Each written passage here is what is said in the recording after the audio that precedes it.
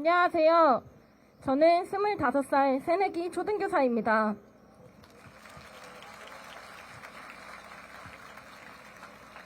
그리고 23살에 아동학대로 조사받은 초등교사입니다.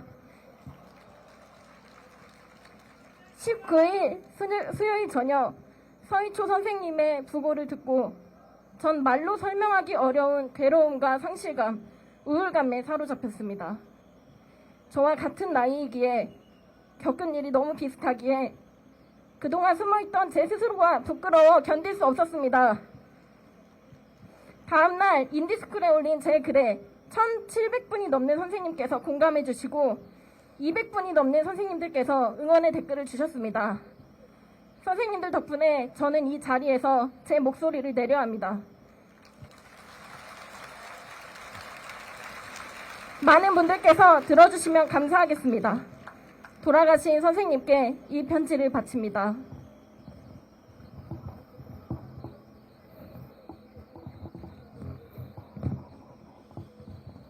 선생님, 왜 돌아가셨습니까?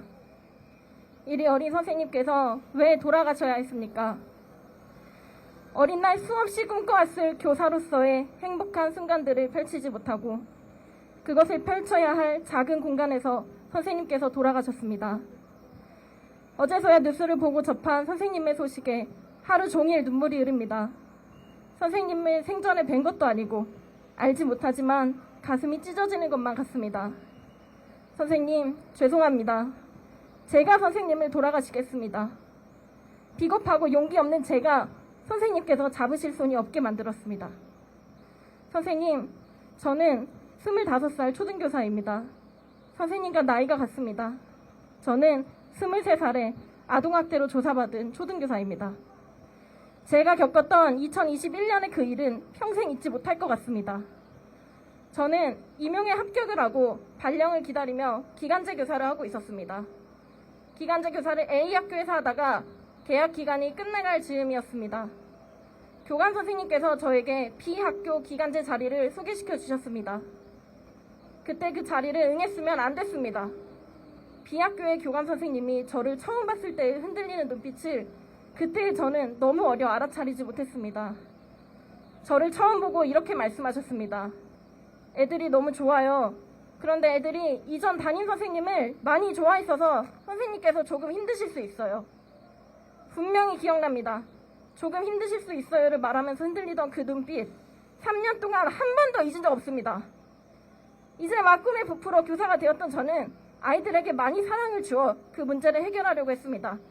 그런데 그건 그 교감 선생님이 지어낸 순 거짓말이었습니다. 그 반은 폭행, 갈취, 협박 등 다수의 학교폭력을 저지른 한 학생이 담임 선생님을 학교폭력 조장으로 고소한 반이었습니다. 그리고 저는 그 사실은 전혀 모른 채 그 반의 기간제 교사로 또 담임하러 들어가겠다고 한 것입니다. 바보 취급을 당했습니다. 어리다는 이유로 아무도 들어가기 싫어했던 그 반을 저에게 유유히 처리했습니다. 그런 자리인 줄 알았으면 정식 발령받아서 어쩔 수 없이 맡게 된 것도 아니고 기간제 교사인 제가 그 자리에 가지 않았을 것입니다. 그런데 웃긴 건 이 사실은 제가 아동학대로 그 학생에게 신고당한 뒤에 알았다는 겁니다. 첫날 첫 교시 국어 시간이었습니다. 국어책을 가져오라 했지만 그 학생은 국어책을 가져오라는 저의 말을 가뿐히 무시했습니다. 그리고 저를 무섭게 노려보기만 했습니다. 도대체 얘가 왜 이러지? 내가 뭘 잘못했나? 라는 생각을 하며 그 학생에게 국어책을 가져오라고 다시 지시를 했습니다. 그래도 전혀 미동도 없고 저를 노려보기만 했습니다. 그랬더니 다른 애들의 입에서 쟤는 원래 저래요 선생님 이라는 말이 나왔습니다. 그게 무슨 말이냐고 했더니 반의 이곳저곳에서 자신이 그 학생에게 학교폭력을 당한 일들이 터져 나왔습니다. 이전 담임 선생님에게 한 짓들도 다른 애들이 그 상황에 얘기했습니다. 겨우 애들을 진정시키고 1교시 국어 수업을 마쳤습니다. 그리고 2교시가 시작할 때 교감 선생님이 교실로 올라오셨습니다. 그리고 저를 불러내더니 그 문제 학생의 부모가 1교시 쉬는 시간에 저를 아동학대로 경찰 신고했다고 하셨습니다. 저는 그 학교에 간 지 1시간 만에 아동학대로 신고를 받았습니다. 어떻게 하면 학교에 부임한 지 1시간 만에 제가 아동학대범이 될 수 있을까요? 제가 그 학생을 때렸나요? 감금했나요? 인간 취급을 하지 않았나요? 굶겼나요? 아니요, 그게 아니었습니다. 그 학생의 기분을 상하게 했습니다. 교실에서 다수가 있는 공간에서 자신의 학교 폭력 사실이 다시 얘기되고 새로운 담임이 오자마자 학생들이 자신의 억울함을 쏟아놓는 상황이 기분 나빴나 봅니다. 자신이 담임 선생님을 괴롭히고 고소하며 못살게 군 사실이 수업 중에 나왔다는 게 기분이 나빠서 저를 아동학대로 신고했습니다. 그리고 교감 선생님이 2교시 시작하려고 할 때 저를 교실에서 불러내고 교무실로 데리고 갔습니다. 저는 심장이 두근거려 터져버릴 것만 같았습니다. 교무실 복도로 내려가니 이미 그 학생의 부모가 와서 학교를 헤집어 놓고 있었습니다. 그 학생의 엄마는 교무실 앞 복도에서 나오지도 않는 울음을 억지로 짜내며 매우 큰 소리로 울부짖었습니다. 그 학생의 아빠는 저에게 손가락질을 하며 협박을 했습니다. 지금 우리 아이에게 사과하면 제가 봐드릴게요.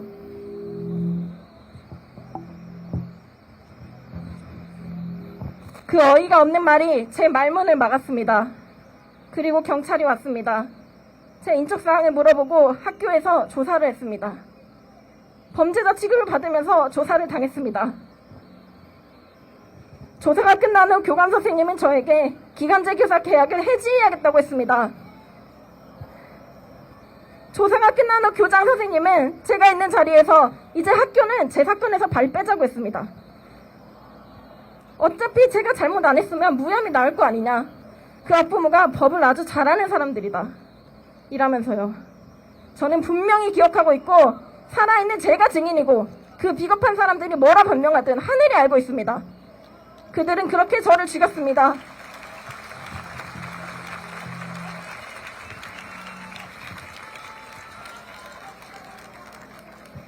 선생님, 압니다. 선생님께서는 살면서 작은 범법행위 하나 하지 않으셨을 겁니다. 선생님, 길에 침도 안 뱉는 작은 쓰레기 하나 안 버리는 저희가 범죄자가 됩니다.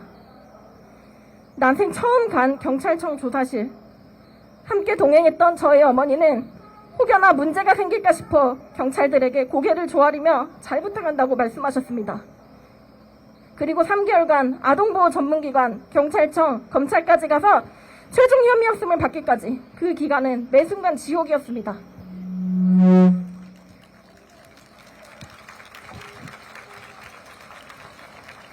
그런데 선생님, 저는 이 사건을 묻었습니다. 제 주변 사람들에게조차 말하지 않았습니다. 소문이 나면 제 교직 생활이 지저분해질까봐 비겁한 저는 숨었습니다.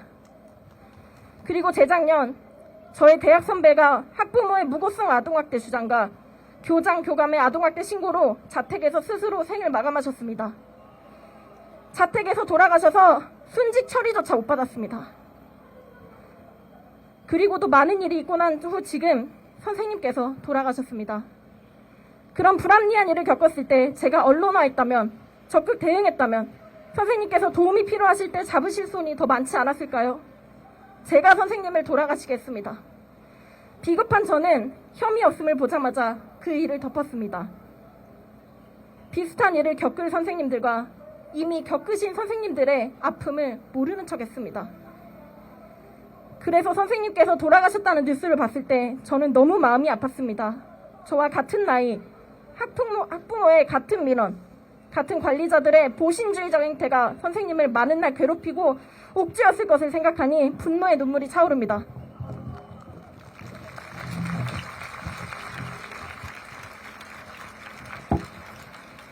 그리고 저는 오늘 이 자리에 선생님께 마음을 전달드리러 오지 않을 수 없었습니다. 선생님, 저는 더 이상 숨지 않겠습니다. 선생님께서 돌아가신 게 억울하지 않도록 그곳에서라도 편히 눈 감으실 수 있도록 제가 할 수 있는 노력을 할 것입니다. 일선 교사를 경력 적은 순으로 방패로 삼는 교육계의 폐악질을 수면 위로 드러내겠습니다.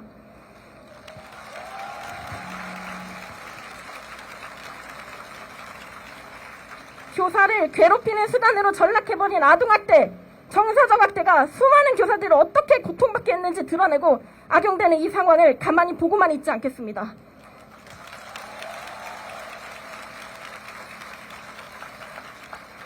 제가 겪은 일을 숨기지 않겠습니다. 후배들에게 물려주지 않겠습니다. 나 하나 몸 검사한다고 내 자리 지킨다고 숨어있는 사람들을 부끄럽게 하겠습니다.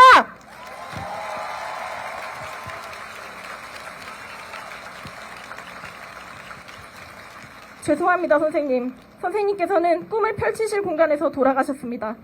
그 공간에서 돌아가신 것은 분명히 이유가 있으셨을 겁니다. 선생님, 생각이 날 때 자주 찾아뵙겠습니다. 하늘에서는 부디 아프지 마시고 다치지 마시고 온화한 평안을 되찾으셨으면 좋겠습니다. 죄송합니다, 선생님.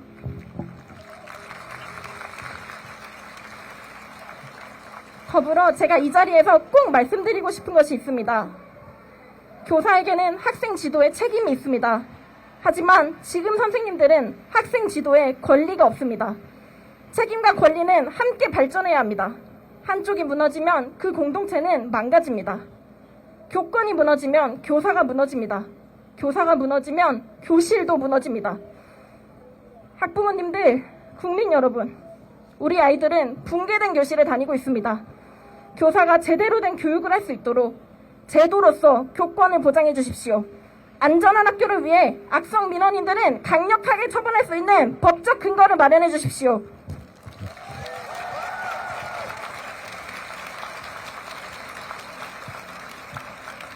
그리고 법과 제도가 마련되더라도 그 빈 사이사이는 우리 대다수 국민의 정서로 채워야 합니다. 악성 민원은 더 이상 개인의 권리가 아닙니다. 공동체의 질서를 위협하는 일이란 것을 알게 해야 합니다. 교권을 보장해 주십시오. 튼튼한 공교육을 만들어 나가겠습니다. 우리 아이들이 더 이상 붕괴된 교실로 다니지 않도록 많은 학부모님과 국민께서도 관심과 지지를 부탁드립니다. 감사합니다.